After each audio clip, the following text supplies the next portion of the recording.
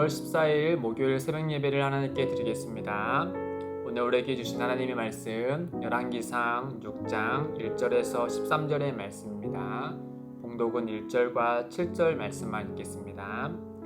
이스라엘 자손이 애굽 땅에서 나온 지 480년이요 솔로몬이 이스라엘 왕이 된 지 4년 12월 곧 둘째 달에 솔로몬이 여호와를 위하여 성전 건축하기를 시작하였더라. 7절입니다. 이 성전은 건축할 때 돌을 그 뜨는 곳에 다듬고 가져다가 건축하였으므로 건축하는 동안에 성전 속에서는 방망이나 도끼나 모든 철 연장 소리가 들리지 아니하였으며. 아멘. 제 어렸을 때 교회 예배당을 생각해 보면은 이 주일에 목사님이 말씀을 전하시는 단이 이제 두 개 단으로 되어 있었어요. 이제 아래 첫 번째 단이 있었고 그 위에 또 하나의 단이 있어서 굉장히 높이 계셨거든요. 이제 소강대상은 이제 아래 단에 있었고, 그다음 대강대상은 이제 높은 두 번째 단에 이렇게 놓여 있던 것을 기억이 나는데, 이 상징적으로 보여주는 행위였어요. 이제 하늘에 계신 하나님께서 아래 땅에 있는 우리에게 말씀을 전하신다라는 것을 이 공간적으로 표현하기 위해서 말씀을 전하는 강대상이 높은 곳에 위치해 있었고, 또 말씀을 듣는 회중은 아래쪽에 이렇게 놓여 있는 것을 우리가 어렸을 때 예배당을 보면은 알 수 있죠. 어렸을 때 어린 친구들은 이제 그 높은 곳에서 아래를 쳐다보는 것이 재밌어 하니까 늘 올라가면은 어른들에게 늘 꾸지람을 들었던 것을 기억이 나곤 합니다. 당시에는 참 어떻게 보면은 이렇게 구별되는 장소를 어쩌면 좀 더 거룩하고 더 신비하고 더 신성한 곳을 이렇게 나눈 것을 우리가 좀 생각해 보면서 좀 한편으로 좀 지나치다라는 점도 좀 있긴 하지만, 이 반면에 오늘날을 좀 생각해 보면은 우리가 하나님께 예배하는 장소인 이 예배당을 너무나 이런 구별 없이 사용하는 감이 좀 없잖아 있는 것 같아서 우리가 이 점에 대해서 좀 더 생각해 볼 필요가 있겠죠. 어떤 간에 예배하는 장소는 그 장소에 어떤 특별한 의미가 부여지고 특별함이 있는 것은 아니지만, 그럼에도 불구하고 우리가 하나님께 예배하는 장소고 그 하나님께 경배하는 장소이기 때문에 그 예배당을 사용할 때는 이런 점을 우리가 고려해서 보다 무엇이 옳은 것인지에 대해서 좀 생각하고 그 예배당을 사용할 그런 책임감을 가져야 되겠죠. 그런 점에서 오늘 본문에서 솔로몬이 성전을 지을 때, 그가 이 성전을 지을 때 어떤 마음가짐을 가지고 지었는지에 대해서 우리가 살펴보면 좋을 것 같아요. 그 점에 대해서 본문은 우리에게 이 솔로몬이 어떤 마음으로 예배당을 지었는지, 이 성전을 지었는지에 대해서 한 가지 단서를 우리에게 알려주고 있는데, 바로 성전 속에서 연장 소리가 들리지 아니하겠다라는 점이에요. 7절에 보시면 이 성전은 건축할 때 돌을 그 뜨는 곳에서 다듬고 가져다가 건축하였으므로 건축하는 동안에 성전 속에서는 방망이나 도끼나 모든 철 연장 소리가 들리지 아니하였으며, 솔로몬이 이와 같이 명령했다라고 하는 거죠. 이를테면 우리가 대개 공사장에 가면 소음이 상당하잖아요. 고대에도 무언가를 만들 때, 건축할 때 마찬가지 소음이 많이 났겠죠. 그런데 솔로몬은 적어도 성전 속에서는 이런 소음이 나지 않도록 지시를 했다라는 점이에요. 이 점에 대해서 우리가 두 가지를 유추할 수 있을 것 같은데, 첫째는 왜 이와 같이 했을까? 이 소음을 없애는 것으로 성전 건축만에 한편으로 어떤 구별점으로 삼았다라는 점이에요. 이 건축하는데 성전 안에서만큼 소음이 나지 않게 함으로 이 성전을 짓는 일을 하는 사람들에게 이 성전은 구별된 곳이고 신성한 장소라는 사실을 그들에게 넌지시 알게 한 의도가 담겨 있는 것이죠. 마치 광야에서 성막을 지을 때 아무나 성막을 짓는 일에 참여하지 않았잖아요. 하나님께서 부살렐과 오홀리압을 세워서 그에게 지혜와 총명을 줘서 그들로 하여금 성막을 만드는 일을 만들게 하여서 이 사람을 구별하여서 그 일을 하게 하신 것처럼, 이 솔로몬은 성전 안에서의 이런 소음을 없애는 것으로 구별점을 삼아 이 하나님의 거룩한 성전을 짓도록 했다라는 점이에요. 또 한 가지는 우리가 생각해 볼 점은 이 성전은 이런 전쟁에 하는 소리가 나는 곳이 아닌 이렇게 화해와 평화의 장소라는 것을 이 상징적으로 보여주는 곳이라 솔로몬이 이와 같이 명령했던 겁니다. 이 성전 건축한 일에 있어서 하나님은 다윗의 손을 허락하지 않으셨죠.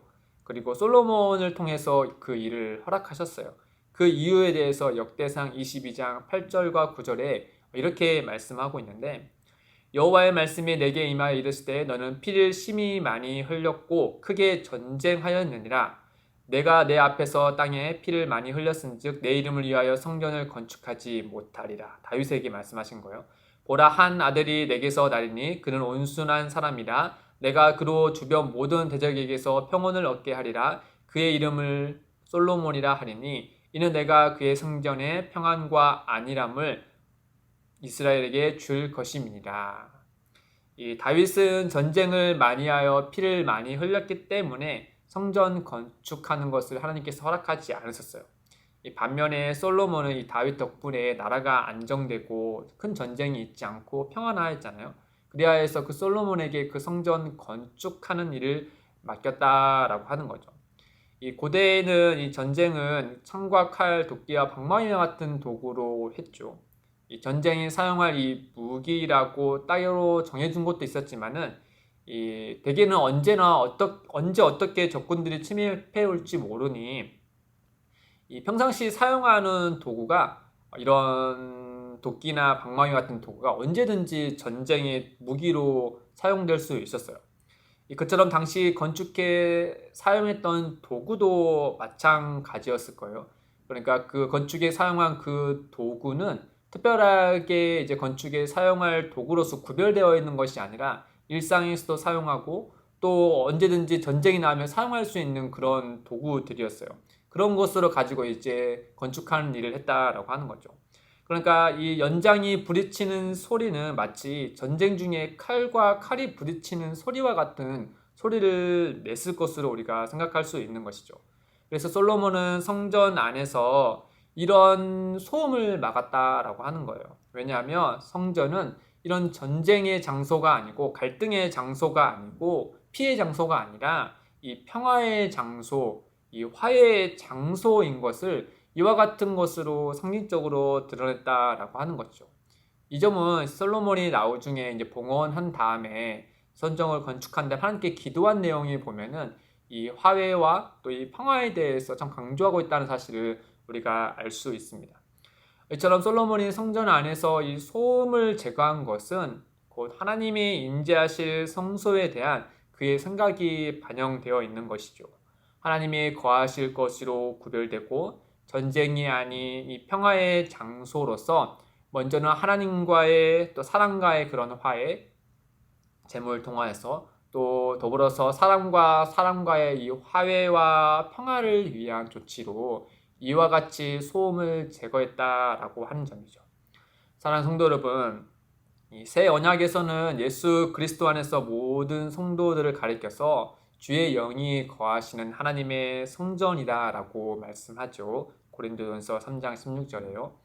그런 점에서 솔로몬이 성전을 지을 때 소음을 없애고 이 고요함을 추구했던 것을 오늘날 우리의 삶에 한번 적용해 보면은 은밀한 중에 계신 하나님께 기도하라고 말씀하는 가르침과 또 주의 말씀을 묵상할 때 조용히 주의 말씀을 읊조리는 그 모습을 우리가 연상해서 생각할 수 있겠죠. 우리는 새벽과 저녁에 잠드는 그 시간 외에 한번 생각해 보면 우리의 일상을 보면 참 많은 소리에 노출되어 있어요. 뭐 자동차 소리, 또 사람들 간의 수다하는 소리, 또 여러 가지 세상의 소리들이 참 많이 노출되어 있죠, 우리가. 그 소리가 우리의 내면에 가득 찬 나머지 정작 하나님을 고요하게 생각하는 그 시간을 마련하지 못하는 경우, 또 잊어버리고 넘기는 경우들이 더러 있는 것 같습니다. 그러나 우리가 새벽과 잠자기 전 그 시간만큼은 참 고요하죠.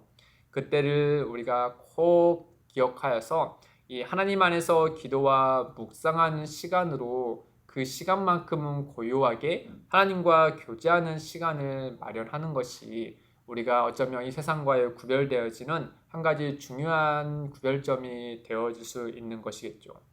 우리의 내면은 이 하나님께 기도하는 소리와 또 말씀을 묵상하는 소리로 가득할 때 우리의 영육은 강건해지기 마련입니다. 그 은혜를 찾기를 주님의 이름으로 축복드립니다. 함께 기도하겠습니다. 하나님 아버지, 우리의 일상 중에 첫 시간과 마지막 시간을 하나님 앞에 고요하게 있기를 원합니다. 성령님의 인도하심에 따라 고요하게 기도하며 말씀을 읊조릴 때 우리의 내면에 주의 은혜가 가득하게 주님께서 역사하여 주옵소서. 예수님의 이름으로 기도드립니다. 아멘. 오늘도 두 가지의 기도 제목을 두고 기도하겠습니다. 첫째, 우리의 내면에 불편한 잡음이 사라지고 기도와 묵상의 소리가 가득하여 성령 충만하게 하옵소서.